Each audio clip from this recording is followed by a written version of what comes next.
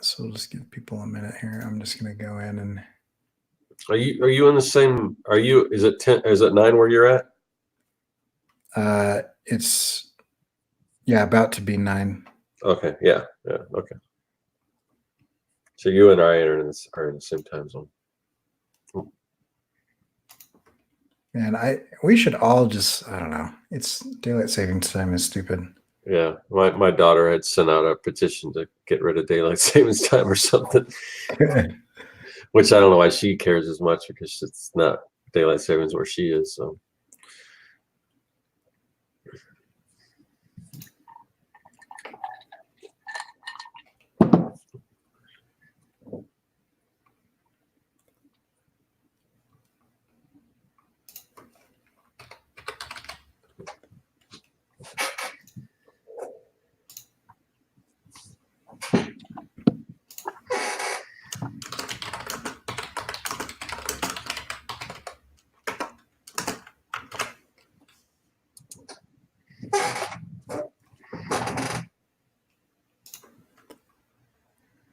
All right.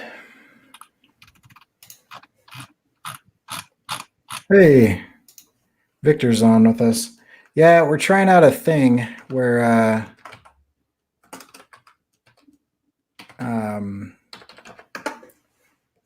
we're just kind of doing like a pre-show, I guess. I don't know.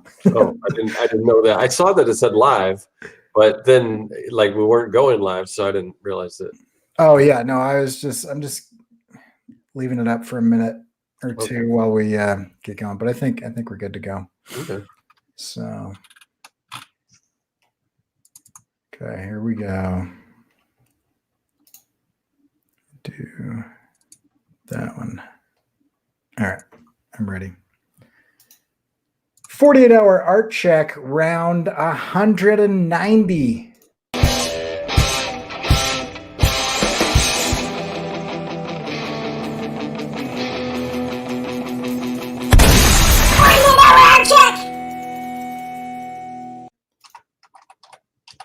All right, here we are.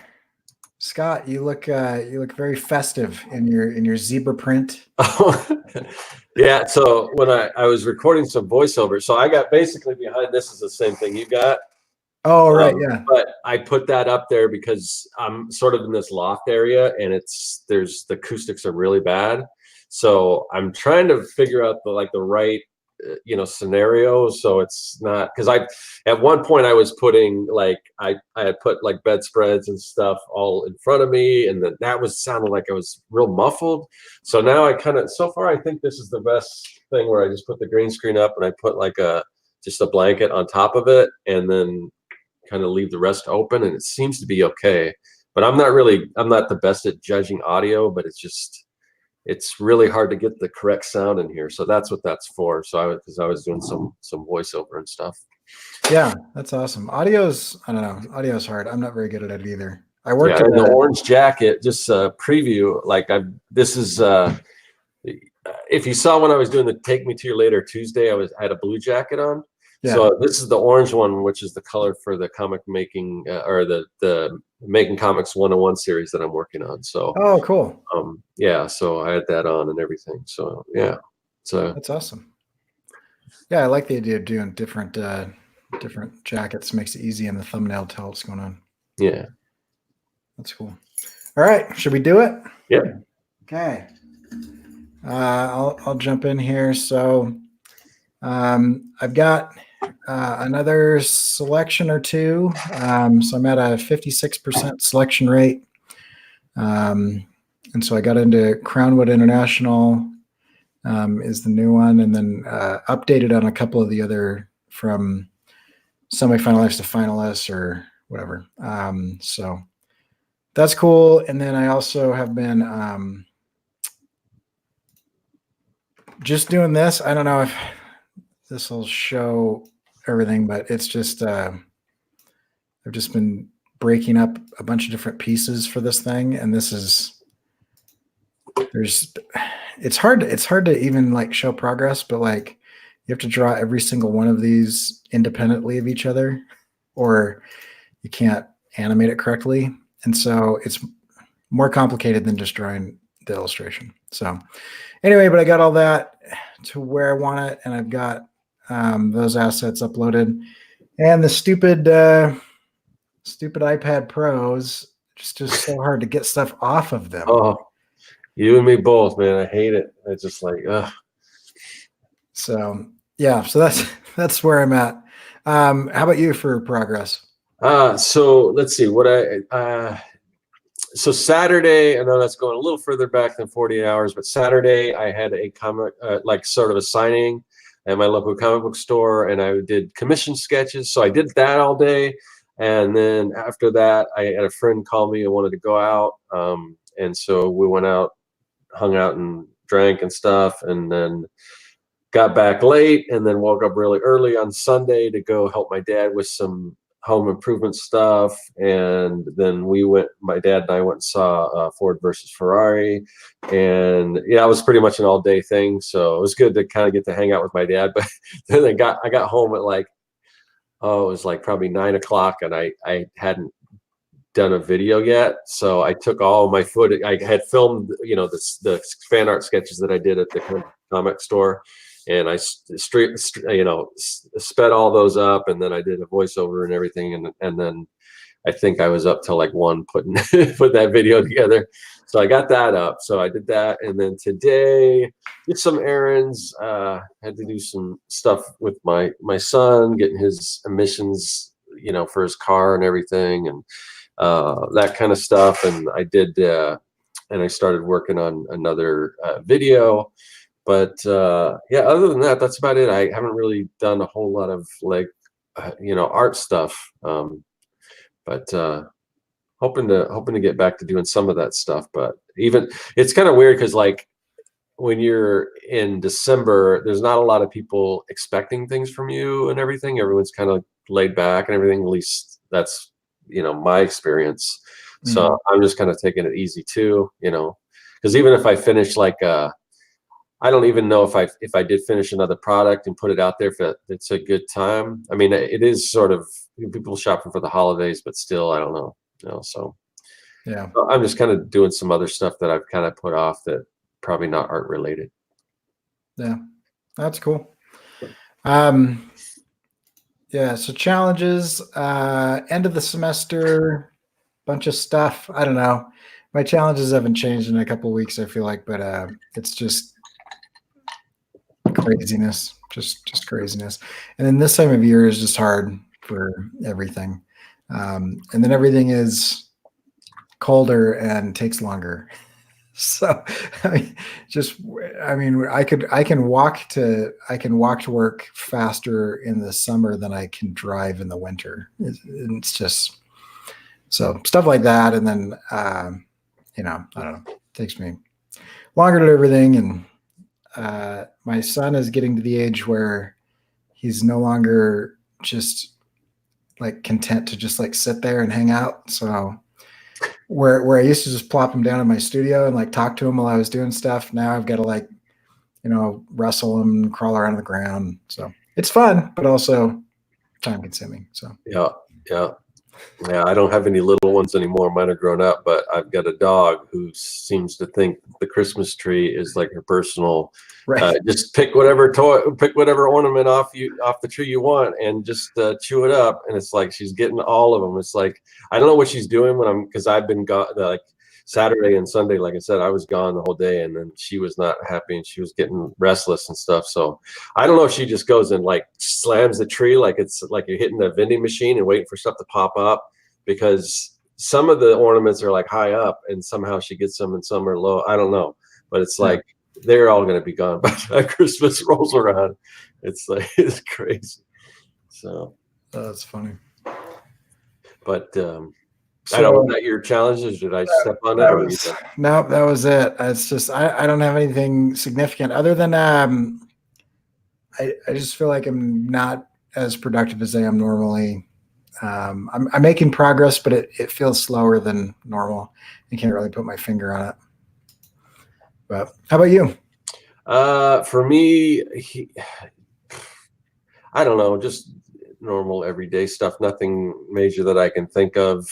But it's just not really getting that much, artwork and stuff done. I think, but most of the major like stuff that I needed to kind of get out of the way, I think I've accomplished. So the rest of the projects I'm working on, other than I did want to paint my house, but I might do that later on after Christmas or something. I don't know. So I'm hoping I should get kind of this week. I think I'll be able to get back into, getting caught up on stuff. I really got to get caught up on some of these videos so I can get this series ready to, so I can launch it. Because I'm noticing my YouTube is kind of, I guess it's a challenge. My YouTube is kind of, the number of subscriptions I get every month has kind of dropped. And I don't know that might have something to do with like just because usually I put out about 2 videos a week.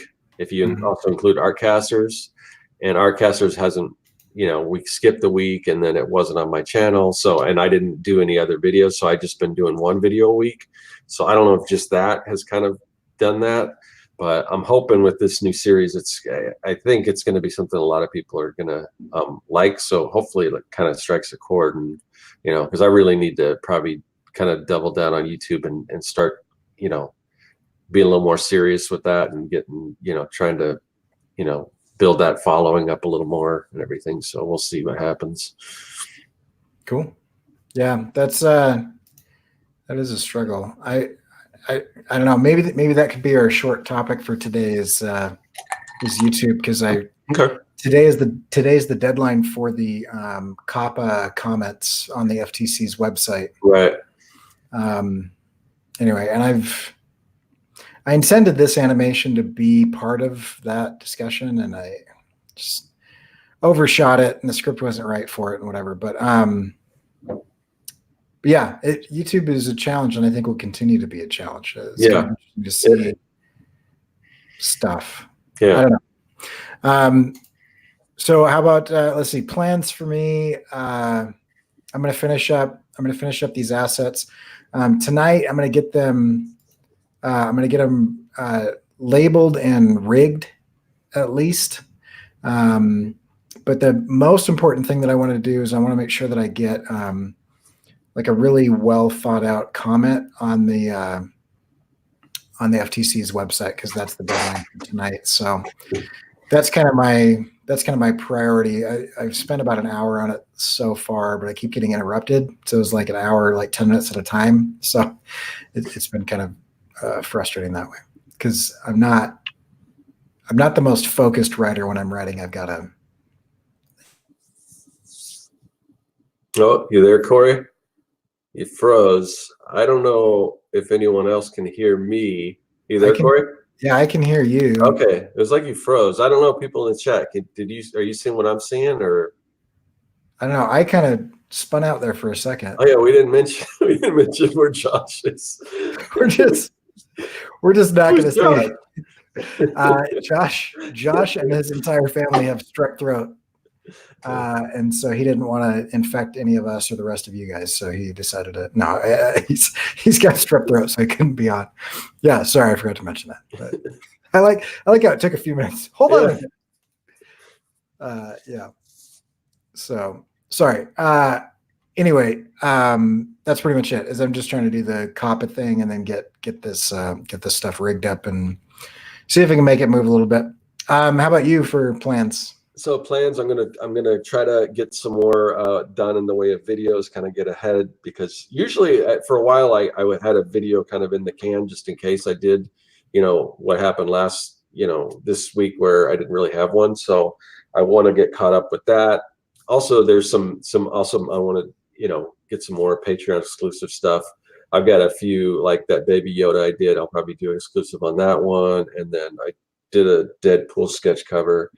I might just talk over that or something. So I'll have some Patreon exclusive stuff coming out. Let's see. Just also the Making Comics series I've got. I think I mentioned this before, where there'll be like the way it'll be usually I release a video on Monday. So I'll have the regular video, like the proper video on Monday, and then sort of a deep dive into kind of off of one of those topics, probably later in the week, maybe Wednesday or whatever. So I've got 3 of the regular videos finished, and I just finished the first like bonus video. So I got to get 2 more of those, and then I'd like to get a month's worth done before I. I'd like to get it. I didn't even know we could do that. It's new. Yeah, I'd like to get a month's worth of these videos done so I'm a little ahead of the game and everything. So anyway, that's what I've been working on. The only thing is, what's weird is I went back and looked, and I've kind of lost some weight since I filmed those. So it's gonna be weird. So you'll watch it, and you'll think, oh, he gained a few pounds, and then you'll watch the first probably 3 episodes, and then right after that you'll see me again and like, wow, he dropped some pounds real quick. So, but yeah, so I don't know, it's kind of, but that's how long I've been working on this series. So I've been trying to, it's probably the most ambitious thing I've ever done on YouTube, probably. So that's cool. Yeah, that's way cool. Yeah, that'll be interesting. I'm excited to see it.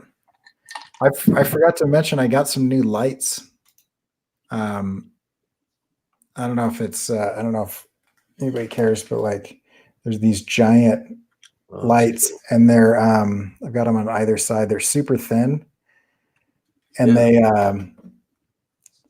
anyway, you can control them from the thing, so I can like warm them up and cool them off, and it's pretty cool. So kind of I can just like change the color temperature.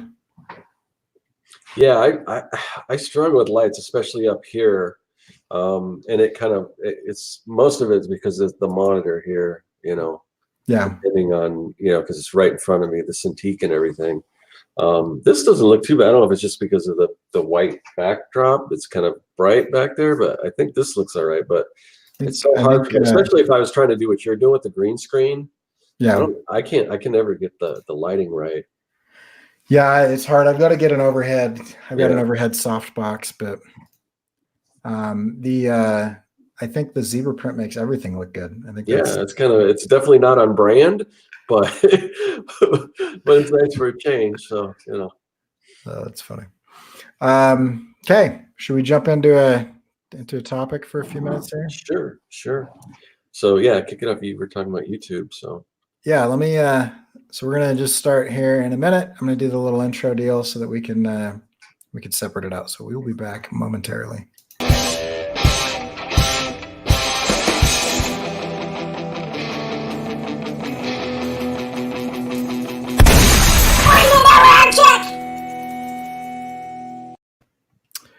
Okay, so today's topic is the FTC and COPPA and stuff. So it's relevant for the next couple hours, and then it's kind of out of our hands. But so I'm sure anybody on YouTube has seen a lot of the YouTubers kind of talk about COPPA, and Scott was saying in one of his videos, it's hard to call yourself a YouTuber. I feel like that's a moniker that I'm not. Yeah, I think that might be with. Other people don't. Other people with far fewer subscribers than us don't have a problem calling themselves YouTubers. But for whatever reason, it's just. And when I think of YouTuber, I think of like somebody who's got millions of subscribers or hundreds of thousands. So I think of never mind. I was going to say something derogatory towards YouTubers, but anyway, yeah. So on this platform, it's interesting because the FTC came after Google and then announced at a conference that they're going to come after people on YouTube, literally using the phrase that we're fish in the barrel, and that YouTube is the barrel, and that anybody who's creating content on YouTube is fish, and they're going to start shooting. And that was weird. And so then they opened up comments, and then a lot of stuff came to light. And I have downloaded here. Maybe I'll put this in a format that makes sense. But I've downloaded here the questions that they're opening for comments. Like, is there a continuing need for the rule as it's currently promulgated? Why or why not? What is the aggregate cost and benefits of the rule? Does the rule include any provisions not mandated by the blah, blah, blah. So, I mean, there's 25, no, there's more. There's 30 different comments, and some of them have like multiple sections that they want you to answer. And I don't think you have to answer all of them, but I do think it's important that we are heard on these issues. And here's my take on it, because I don't want to just force my opinion on anybody else. But here's the thing: is the rule, as stated, was written before YouTube existed, before social media existed, and kind of during the era where people had no idea how the internet worked. It was I believe it was in '98. And here's my problem with things like that is, well, I'll just read the first part of my comment. So the world has changed significantly. One major change that needs to happen is that tech companies are applying to have no regulation and using individual rights as a cover. For example, Google argued in court that it should be allowed to photograph and publicize all public spaces because an individual photographer has the right to take photos in public. The difference is that no individual has the resources or ability to create a searchable photographic database of the entire world like Google did with Google Maps Street View. The application of the individual rights to a company caused the general loss of privacy worldwide. As it applies to COPPA, tech companies have built their business models around the harvesting and selling of personal data and have been allowed to develop this unprecedented model because the application of existing legislation didn't adequately address the new factors of the unprecedented. In other words, we needed to develop driver's licenses and speed limits when cars were invented because the unprecedented advancement in technology outstripped society's understanding and expectation of behavior. The societal impact from those that rode horses and drove buggies was drastically different than those that drove automobiles. And so the idea that I'm trying to get across, and I don't know if I'm being too wordy or whatever, is that tech companies are doing things that are completely unprecedented right now. And because the legislation in a democracy or in a representative republic or whatever you want to call the current oligarchy that we're calling a government, because it's really slow, we're applying old standards and old understanding to new things that have never existed before. And so the problem is that this law that was written and then set to be reviewed every 10 years is under review earlier than 10 years because they're like, well, things have changed. And so the problem, though, is that they're still trying to use old legislation that doesn't make sense in the current environment and trying to kind of force it like a square peg in a round hole, just jam it in there and hammer it in. And they don't care how much damage it's doing in doing that because they're just trying to use anything that they've got. But they don't have the right tools to be able to do that. And so the general issue is that there was a rule that said you're not supposed to collect privatized data or personalized data of children under the age of 13. And that's why Facebook and everybody else, like you can't get it. You legally shouldn't be able to get an account if you're under the age of 13. It's because they all have built their business models on the collection of private data. The real bigger problem is that as a society, we have accepted that the collection and sale of our private data is something that is inevitable.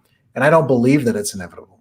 I believe that it is unprecedented and that we're applying old rules to this unprecedented thing, but I don't believe that it's inevitable. Inevitable means it can't be stopped. It can't be controlled. There's nothing you can do to curtail it. There's no other option. And there are plenty of other options. In fact, one of the options that's really interesting right now is the Wikipedia Foundation has launched their own social media network that is promising not to collect people's data, and it is promising not to be an ad-driven business model. And they're calling it WT Social. Which is a dumb name and might tank it in and of itself. But I mean, I've got an account there, and I think I've got 200,000 people ahead of me in line before my account goes live. But Things like that could be possible. I think we should be lobbying Congress right now to enact some sort of legislation that allows for, some sort of NPR PBS version of social media. There are a lot of different ways to do this that don't involve a private company with private interests in an unregulated environment to be able to just do whatever they want. Because I really honestly believe that that humanity is at stake, and that we're at kind of a turning point. And so this COPPA rule is interesting, but if they go about it, like just this big giant sledgehammer, just beating whatever they possibly can, what we need is a series of surgeries, not just bludgeoned instruments. And so the problem is real. The intent, I don't know. I don't trust the government any more than anybody else does, but I think the intent might be good. Is like, let's protect children from being advertised to, because they're way more susceptible to advertising than adults are. But I don't think this is the right way to go about it. And I think maybe there needs to be another agency. You've got the FTC, you've got the FCC. And the FCC has a long-standing tradition of regulating broadcast stuff, so that radio and television and cable and things like that. But nobody knows what to do with streaming services, for example. There's no regulation there. And I'm not huge on regulation, but I do think there are externalities in play. And in economics, an externality is something where it's a factor that is outside of the transactional relationship. And so if YouTube goes out and all the advertisers say, hey, you're promoting Nazis and you're radicalizing, young white males to, like go kill people and whatever, we're not going to advertise. That's directly in relationship to the transactional relationship. And so they've got a financial incentive to avoid doing those things. But if outside of that, non-paying people like me, I don't pay money to use YouTube. If I'm like, hey, I don't really like the fact that you're using my content to collect people's private data, they can say, well, screw you, we don't care. I'm considered in that situation an externality because I'm not part of the transactional situation. Or my 10-year-old daughter who gets on YouTube to watch tutorial videos on whatever, she's an externality because she's not directly in a transactional relationship. There's no financial benefit that's apparent to YouTube to treat her data with respect or not collect her data or anything like that.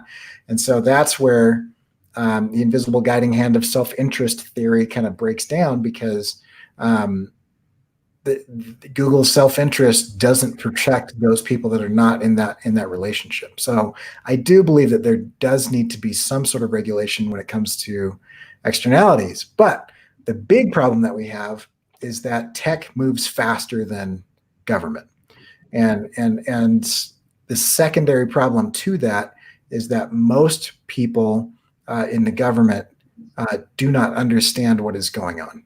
And that was very clear. Zuckerberg in front of Congress, a significant portion of the senators and congressmen that were questioning him. It was just embarrassing. It's just embarrassing to see that these are the people that are writing the laws, or at least these are the elected officials that put their name on the laws that are written. And it was clear that they have no idea what's going on. It would be like having me be quality control, on an auto mechanic shop. It's like, I don't know whether they're doing that work well or poorly. I don't even understand how the engine works. And so we put senators and congressmen who have enough power to get elected in charge of regulating something that they have absolutely no ability to even begin to comprehend, because of their upbringing, because of their education, and because of the fact that they just don't have any experience with it. And I'm pretty educated in a lot of this type of stuff, and it's even beyond me to really know like kind of the ins and outs. And so, some sort of regulatory body or something along those lines would be helpful. But ultimately, I'm bringing this up because today is the final day where people can comment on this ruling. The FTC has opened it up and extended it to say, we'd like to hear from the public, and they've got some questions that they've asked on those things, and I think it's important for them to understand one, the agreement that you've made with Google is hurting small creators. It's not hurting Google. The agreement that they said was Google would come back and say, you have to mark your channel as for kids or for adults. And the FTC even has language in the ruling that says that you can have a mixed audience that's not wholly intended for kids. And there's things for that. So for example, the language that I'm supposed to judge whether my channel is for kids or for adults is if I have characters. I don't know what that means exactly, but that's one of the terms. If there are cartoons or animations, if I talk about toys, if I use language like fun and cool, these are things that are supposed to clearly identify that my channel is for children. Bright colors. Yeah, bright colors or whatever. It's like, it's like just a room full of people who haven't talked to a child or a creator, in 30 years, and they're like, "Yes, hello, fellow students." It's just like, you don't really know what's going on, and you don't understand. And so there's a lot of stuff out there that is mixed audience, and there's a lot more stuff out there that isn't even mixed audience. It's fully for adult, and yet it falls into the categories where they say that, if you use these things, then it might be made for children. And YouTube just came out and released a thing that said, you need to get a lawyer. That was their answer. They're like, we don't got your back. You're screwed. You should probably get a lawyer. And I think in the history of my time on YouTube, I think I've made less than 10 or 15 bucks in total ad revenue, because I don't run that many ads, but also I don't have that much traffic. So should I take that 15 bucks and go into the hole a couple $100 so I can talk to a lawyer and they can tell me, well, I don't know. We'll have to kind of see what happens in court, because the language is so vague. Right. That I've listened to lawyers on YouTube talking about just that, where they said, well, they say, hire a lawyer, but as an attorney, I don't know how to advise somebody on this because the language is just too vague. Right. So, what is it? Yeah. And what is an attorney going to say other than you should be careful? Yeah. There's no legal precedent. This has never been brought to court before and defined. Take copyright, for example, which, by the way, the most recent version of copyright was written prior to the internet existing at all. And Mickey Mouse is up to be public domain soon again, so that's going to change. But before that was tried in court, we had no idea of what fair use was. Fair use is not a law. There's nothing that says the words fair use or the 4 pillars of fair use in any legal thing. What it is that it's been tried in court and defined case by case, so that now there's legal precedent in court. And that's how our legal system works. But the problem is, if you start with vague language, it's meant to be interpreted in court. And that is extremely problematic for those of us who this is not our living. This is something that I do because I enjoy the connection. I enjoy the community. Maybe I get my work out there a little bit, but I can directly tie maybe 2 clients to the last 5 years of being on YouTube or whatever. And neither of those would add up to a significant amount of money to pay a lawyer through an entire court case of being sued by a government regulation agency. So anyway, I don't know. That's just kind of what would you comment on that, Scott? I'm curious. And what would you tell the FTC? Okay. Well, so first of all, it's kind of, I was, when this kind of thing first hit, I put out a video and I kind of kind of my gut reaction and everything, which was, you know, kind of what we're talking about here. And then as I did a little more research and I got a little more comfortable with the fact that I don't think they're going to come after somebody small like me where there's no financial benefit, because all they would do is bankrupt me. You know, they're not going to, there's nothing to gain from that other than to make an example, which I don't, you know, I don't think somebody where I am, you know, they're going to make an example. I mean, I could be totally wrong, but so you know, I kind of, and I watched so many videos that I just kind of had to take a step back and like, okay. But then hearing you talk, I mean, you brought up just a bunch of stuff I hadn't even considered, and beyond just YouTube and some of the you know, implications that some of this, you know, what can happen here. And honestly, now I've got to start thinking about some of this stuff. But I had intended, there was a channel that I watched called Retro Blasting. They're like a toy company or a toy channel, and they had put together basically you know, sort of a statement, and you just kind of, you can take that and you can kind of adapt it to your own personal thing, and then send it in. There was some website where you submit it and everything. So I went to do that, and I don't know what was going on, but it just would not submit no matter what. I kept hitting the button. So after a while, I'm like, okay, well, I give up. I can't. But as far as what you're doing, I haven't, you know, I haven't written anything like that. Plus now it sounds like it's too late anyway. Plus I could never even think of being as eloquent as you, or even, you know, as thoughtful as you about all this thing, because like I said, you brought up a bunch of stuff that I hadn't really even considered, and it's really, it's scary. So I don't know, when you mentioned this topic, I thought it was a little more YouTube centric, so that's kind of what I had in my mind, but now I'm not exactly sure where to go with it. Because as far as YouTube's concerned, there's always going to be, I mean, and there has always been, there's been adpocalypses and this and that. There's always going to be something like that, and it just goes to show that you don't, when you're on a platform like this, you don't have control over it. So you can't, even though, you know, I make a little more money than Corey off of YouTube, but it's not a living, it's a little extra money.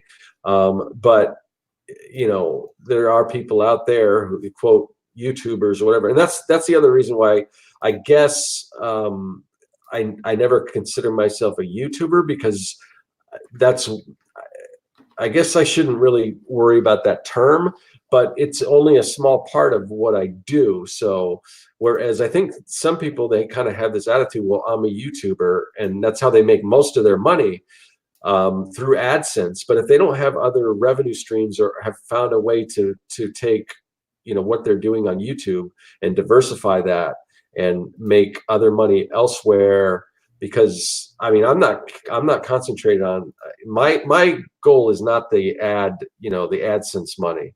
Right. My goal is to build an audience, and once you have an audience, then you have fans and things, and people that like what you're doing and will support you, whether it's like a Patreon or to buy your, you know, the whole thing. It's you know, it's building a brand, it's building an awareness and everything. So, and you know, the AdSense money, it's nice to get those AdSense checks and things like that. But if you're somebody who's relying on just those things, and just considering yourself just a YouTuber and not an entrepreneur, then I think you're going to be in trouble, because if it's after COPPA, it's going to be something else.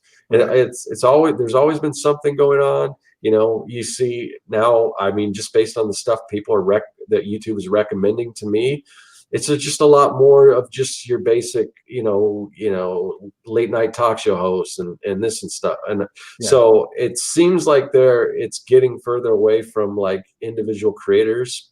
So who knows if that continues, or if that, you know, what's going to happen with this platform. So as much as I love YouTube, I mean, you have to be able to, you know, I mean, you can't just rely too much on that. So, and I know I kind of went away from what you were talking about, but no, I agree. I think that's a good point. Like, and I'm going to make that point in my answer if I can get it in time. Yeah.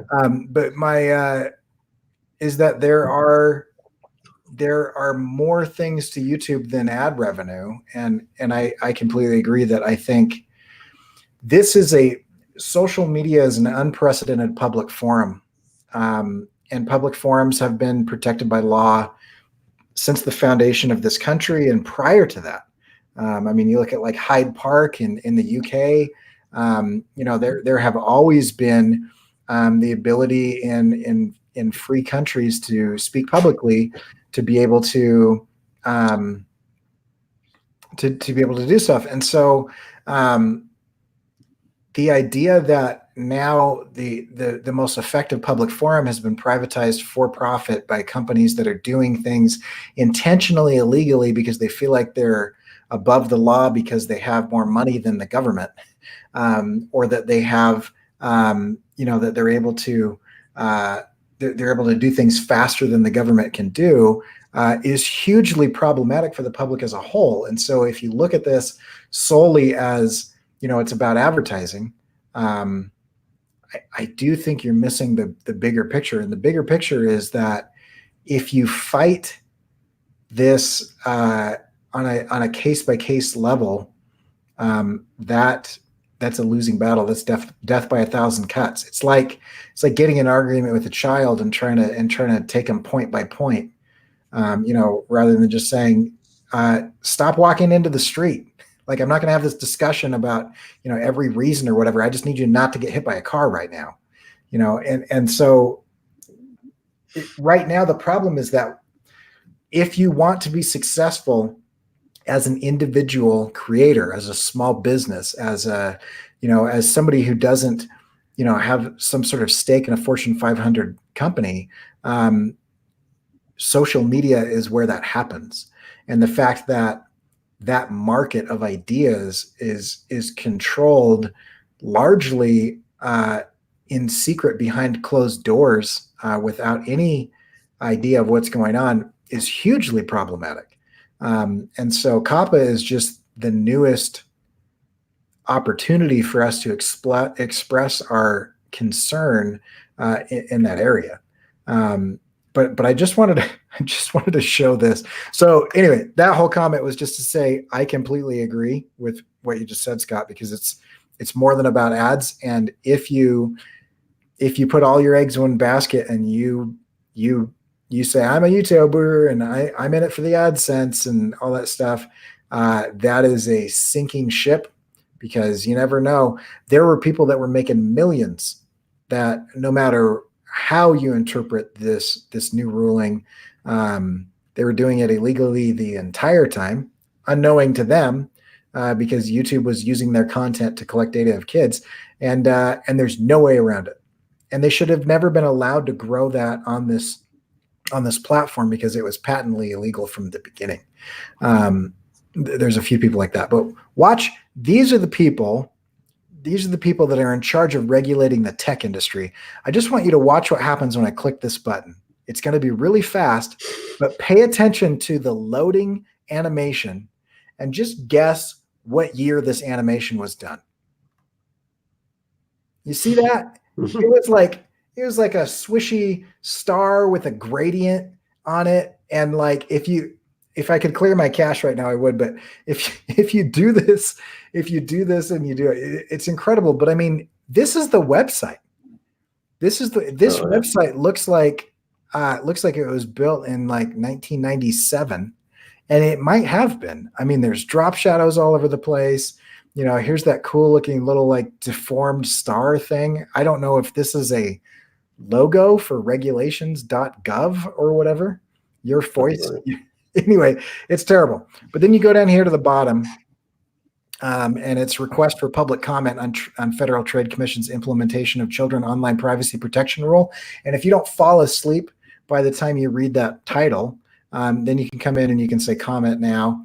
And they have just a ridiculous amount of text that you have to go through to get to this. But this is where you would leave your comment. And they have kind of an idea. You can get the docket folder. You can open that up. But the proposal here is right here. They give you a bunch of background on it. This is mind-numbingly boring. and I wonder a lot of times if it is intentionally mind-numbingly boring, because what has happened over the last 15 years is that the public has been conditioned to not pay attention to this stuff, and we don't realize that little by little we are losing our ability to be individuals. We're losing our ability to have sanctuary. We're losing our ability to be able to create. We're losing our ability to be able to think independently. And every single one of these steps. For example, there was a campaign a long time ago that freaked everybody out when Yahoo came out. I think it was Yahoo, and said, Google reads your email. And everybody was like, my email, that's ridiculous. So everybody freaked out. And now you're like, yeah, of course they do, right? Where Google Glass came out a few years ago, which is the first really big attempt at wearable tech that involved augmented reality. And people were like, this is ridiculous. This is crazy. It looks weird and it's turning us all into cyborgs. And everybody freaked out. So they just kind of shelved it for a little bit. And now Amazon is in the game. Google is getting back into the game. Facebook's getting in the game. And pretty soon it's going to be commonplace for everyone to walk around with glasses on that give you a heads up display of data and information about everything and everyone that you're looking at, which ultimately suggests that if they control what you see and they control when you see those things, then they can largely control how you feel about things. And that's another thing, is that they're working on earpieces. They've got bone conduction stuff. So where you can, Bose has a system where I can put these glasses on, and part of the glasses touch part of your skull, and it resonates the sound by vibrating the bones in your head rather than actually vibrating the air. And so you can listen to music and everything. And that technology is wonderful. But imagine if I were to take Alexa or Hey Google or Siri or whatever automated voice smart speaker that you have in your home and put it into one of those systems. And then you can just be advertised to individually as they track your position, as they know where you are and what you're looking at and how long you're looking at it. And they know all of that information. Imagine how they're going to be able to manipulate you. Right now, what we have is we have a situation where the people who were originally in charge of changing Google from a search engine to an ad harvest or a data harvesting and selling mechanism, those very people started a company that is owned by the parent company that owns Google, Alphabet, that started a video game that would cause people to go to different places. It was GPS and it was all this stuff. And I played it, and I remember taking different routes than I normally would so that I could go buy certain checkpoints or whatever and get these little in-game points. That game mutated into Pokemon Go.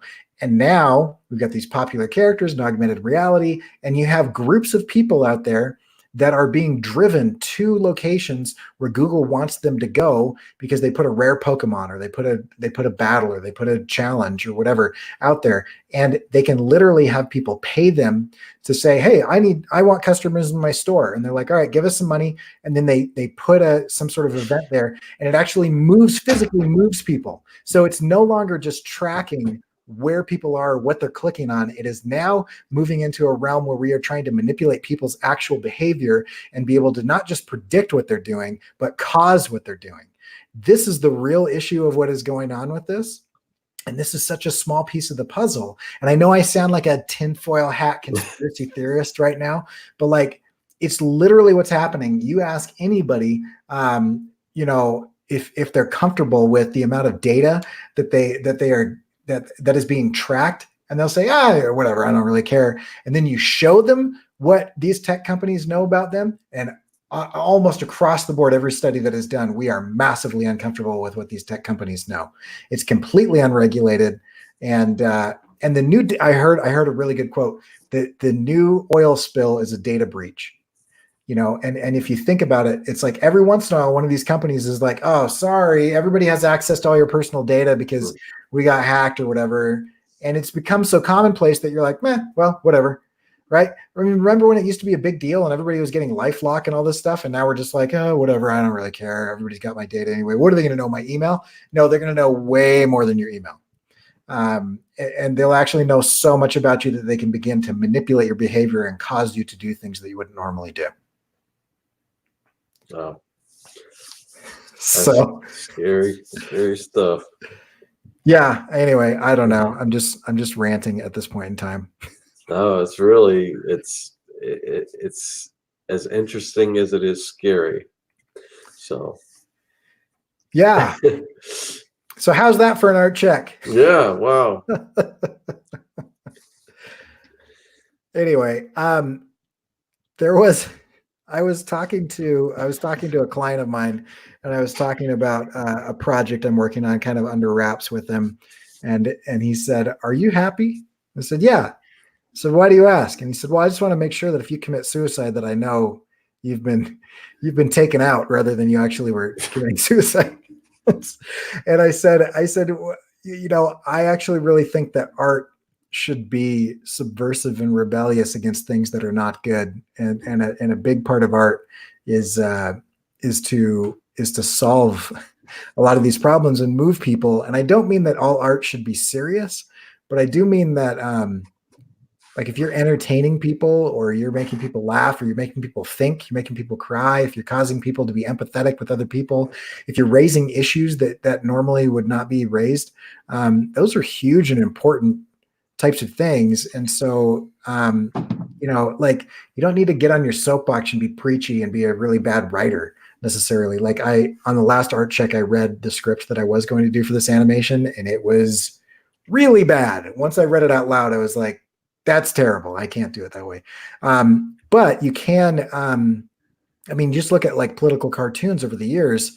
A simple one panel cartoon and maybe half a sentence has probably done more for like thought and all this stuff than writing all of these op-eds and these long diatribes and these pamphlets and these epistles that nobody really reads. But you look at something in an image and some text, and you can get the concept of something, and it's really, really important.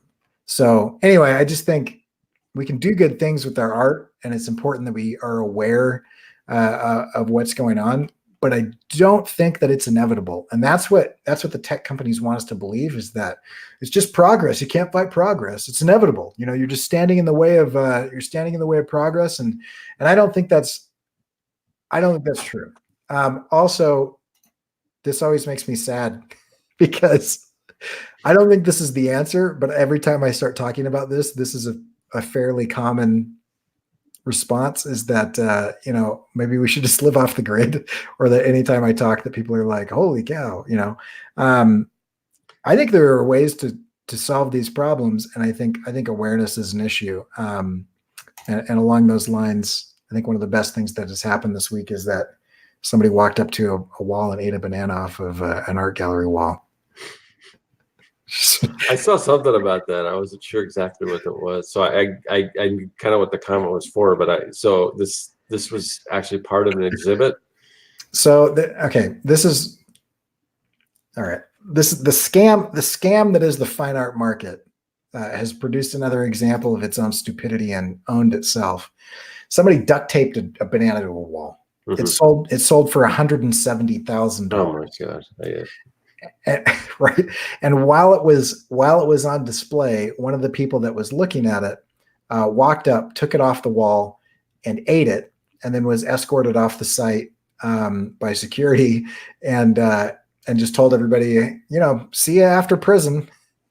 And everybody is now arguing whether that was performance art or whether it should be legal or illegal or whatever. And the point of it is, it was stupid. It was stupid from the beginning. It was stupid. Right. Yeah. In the middle. And it was stupid that, and very few people are actually talking about what's probably happening, which is it's really just a front for money laundering. And yeah, that makes sense. Yeah. Wow. So anyway, that's this guy, and I don't know anything about the guy, but easily could have been in a movie for being the muscle of some thug. he's a pretty beefy dude, but yeah, it's interesting, and there's lots of weird stuff going on out there. But But I mean, that's the type of like distraction that is fascinating. Like something happens and then we start a war and then we're all distracted by the war. All this weird stuff is going on and then and everybody forgets about it. The other day I was thinking, there were like a couple things that were like everyone was talking about it and everybody was freaking out, and it was like a month ago, and you don't even hear anything about it anymore, and that seems to be like common where we're just so distracted and so inundated with the stuff that we never get to like sit with stuff, and that's part of this idea of like this constant inevitable progress online, is that it's just a barrage. It's just like trying to get a sip of water while there's somebody just firing a fire hose worth of water at your head at all times. And it's like you can't even come up for air.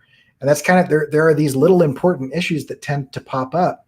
For example, a while ago, we were talking about whether or not the FTC would allow internet providers to throttle certain websites based on their preference, so that basically we were saying, should Viacom or AT&T or whomever be allowed to decide how quickly certain services are delivered to your home?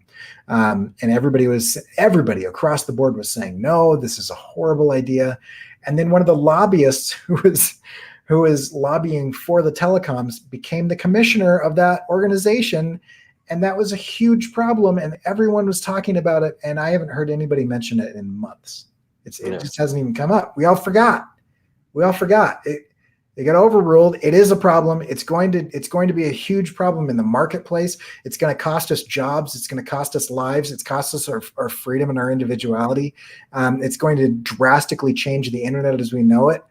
But there's been, 500,000 cute cat videos that have been posted since then, so I don't even think about it anymore. Anyway, I don't know. These are the things that I don't normally talk about publicly because it makes me sound like a crazy person. No, man,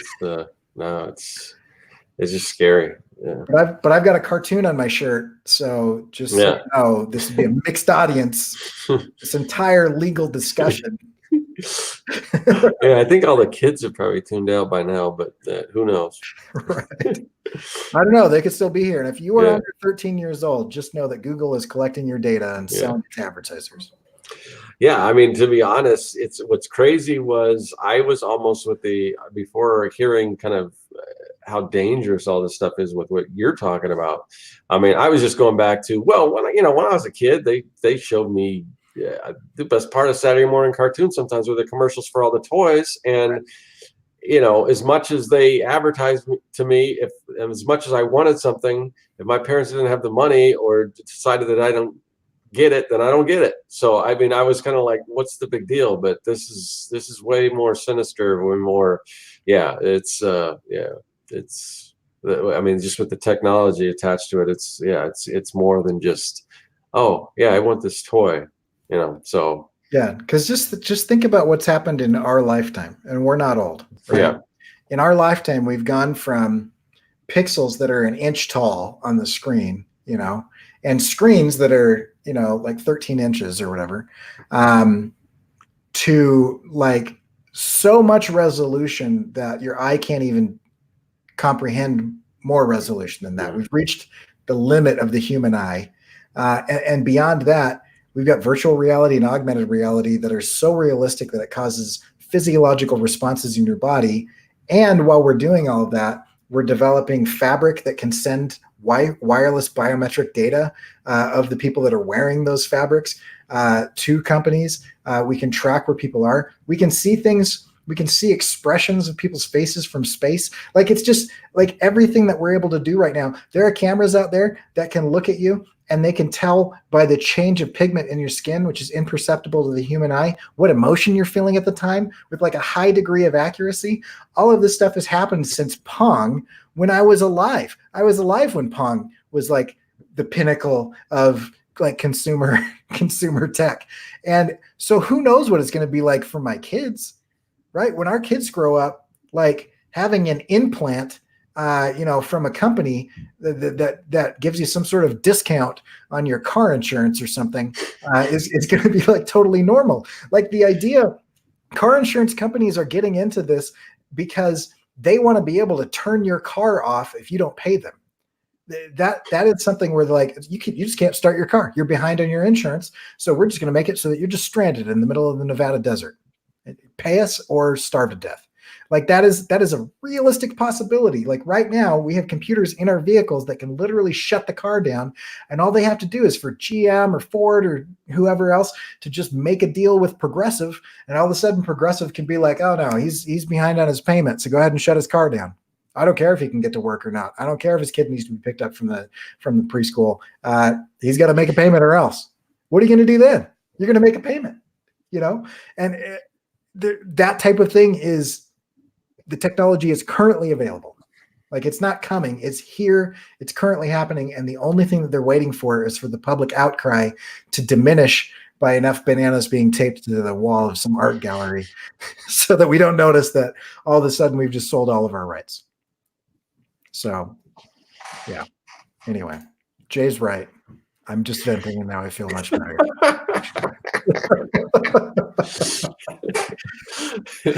so anyway, yeah, what I really wanted to say tonight is get on the FTC's website. They need to hear from us. Get on their website and let them know how you feel about this. And they're specifically talking about COPPA, which is the collection of private data of children under the ages of 13. And if you want to know my opinion on that, I think it is a more precise application of newer legislation that is needed rather than a blunt application of older legislation that doesn't even really apply to the situation that they're trying to apply it to.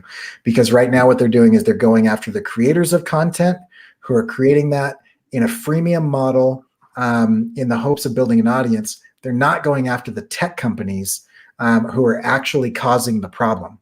The tech companies that need to be regulated, it's not the public that needs to be regulated. It's the people that are collecting the data that need to be regulated. That's kind of how I feel about everything. So and the main thing for me is applying old thinking to unprecedented new things is always bad. It doesn't make sense, right? And so Scott's example of saying like, advertising during 80s television, I loved it. I love G.I. Joe. I love Thundercats. I love all that stuff. And I still collect toys. But that's different than being able to get inside my head and being able to track things that I'm not aware of to manipulate my very behavior and thinking and emotions. That is something that is unprecedented. The amount of access that they have right now is unprecedented, and it's not inevitable. As much as they want you to feel like it is inevitable, it is not inevitable. And as long as we feel like there's nothing I can do, then they can do whatever they want. Because the fact of the matter is that if enough of us are not okay with this, the governments will have to react. The EU is already doing it. And there are other countries that are already saying, this isn't okay. We're not going to do this. And it's a complex problem that deserves a complex solution. It doesn't deserve just a unilateral bludgeoning so that they can say, well, yeah, we've put a bunch of people out of business and we fined a couple people $42,000. And so we showed them, like, after all of that, after all the creators that they go after, the end result is still the massive collection of private data that is going on that makes it not okay. It's not okay to do that to kids. It's not okay to do that to adults. It's not okay to do that to anyone. And the problem is that the legislation that we have in the books currently is not sufficient for what is going on, and the legislators that we have in office do not understand the risks that they're legislating against or for. So however you feel about it, the more people that comment, the better. And so get on there. You don't have to write or rant as long as I have, but but you should get on and say something. So, And also be civil. Don't just like yeah. curse them out or like, Yeah, the easiest way to get your opinion written off is to act like a petulant child and angry or or stupid. And so be civil and be calm and just explain that you're not okay with the current situation, unless you are okay with the current situation, in which case don't follow me on Twitter or YouTube or anything else, because unless you like arguing. Because we're not on the same page. Because I think we've got a huge issue right now. This is, to me, the same problem as when the Industrial Revolution happened, and we said, "Hey, all of those orphans that are being dropped off at church doorsteps because we can't afford to feed them, let's just sell them to factories." Because they're small and they can get their little hands in there, and then when they die of whatever type of chemical poisoning that's happening, they're replaceable because there's lots of orphans. That's a thing that is so repugnant nowadays that as I say that, people are repulsed. But that type of crap happened all the time. The Catholic Church literally rented orphans out by the day to chimney sweeps, and then when they died of black lung, they would just rent new orphans out. And then people were like, well, maybe that shouldn't be allowed. And we legislated against that type of thing, and it stopped happening. At the time, it seemed inevitable because, well, that's just progress. People need their chimney swept. Like, it has to happen, right? People need to search the internet. People need to connect online. People need to, get the entertainment that they want to get. That's inevitable. So we have to do it, but it doesn't have to happen at the expense of our humanity. It doesn't have to happen at the expense. There are other ways to do things. There are laws that can be put in place. And I don't care whether you're right, left, or center. If you look at this and you say that we're currently in a free market society, you're kidding yourselves, because there's nothing free about the market we're in right now, because there are too many externalities. There are too many things that are outside of the public's control. And we have huge monopolies going on where it's not allowing for choice. Who do I choose other than YouTube? Who do I choose? What are YouTube's competitors? Yeah, everyone's like, well, I'm going to go to this place or that place, and there is no other YouTube, and Right. There's no company that has the ability to create that. I mean, for the most part, who else is going to do it? Maybe Amazon, right? Facebook has tried. Yeah, it's just yeah. But you just listed the two other companies that are right, exactly. Yeah. And then they're not, even if they create it, then it's not like it's going to be any better. It's going to be it's the unholy trinity of data collection. Right. Yeah. So yeah, exactly. And so there are lots of issues, and we're not going to solve them here tonight. But I do think that there is an opportunity anytime the government says we're willing to listen to what's going on. Use that opportunity for civil discourse and measured, explanation of what you're okay with and what you're not okay with, because the people in DC don't understand what's going on in Silicon Valley. That's just it. So we've got to tell them. Yeah. So anyway, if you want, if you're interested in this type of thing and other forms of rebellion, go look at my website, because I've got lots of stickers. Where can they find your stuff, Scott? You can find my stuff at circworks.com. Yeah, I don't have anything really other to promote. My Black Friday sale's over and everything. My cyber sale's over. So, yeah. Yep, that's that. And if you're not a patron of Scott's already, Patreon, I'll promote that. Yeah. Get on there. You can always check my stuff out at CoreyKerr.com. And if you want to agree or disagree with me on Twitter, I'm fired up right now. So I will be. I usually edit my stuff out loud as I go on Twitter rants. So I might be tweeting lots of this stuff.